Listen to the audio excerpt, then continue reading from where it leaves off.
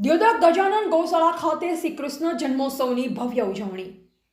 આ પ્રથમ વખતનો ઉત્સવ એટલો ભવ્ય હતો કે ભક્તોના હૃદયમાં વ્રજની લીલાઓનો આનંદ છવાઈ ગયો। ઉત્તર ગુજરાતની પવિત્ર ધરા પર સ્થિત શ્રી ગજાનન ગૌશાળા ખાતે પ્રથમ વખત શ્રી કૃષ્ણ જન્મોત્સવની ભવ્ય અને દિવ્ય ઉજવણી કરવામાં આવી।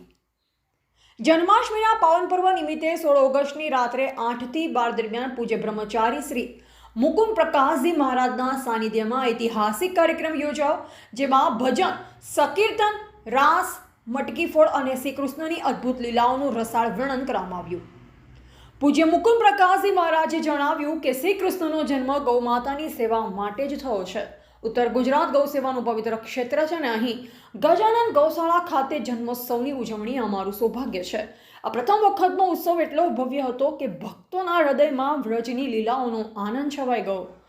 આનંદ કેરો આનંદ ભયો, જય કનૈયા લાલ કી, હાથી ઘોડા પાલકી, જય કનૈયા લાલ કીના નારા સાથે સમગ્ર વાતાવરણ ગૌભક્તિ અને કૃષ્ણ ભક્તિથી ગુંજી ઉઠ્યું।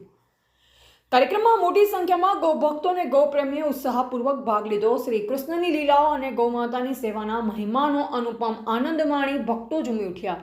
અલૌકિક જન્મોત્સવની ઉજવણીએ દિયોદરની ધરાને કૃષ્ણમય બનાવી દીધી, જે ઉત્તર ગુજરાતના ઇતિહાસમાં એક અવિસ્મરણીય પ્રસંગ બની રહેશે।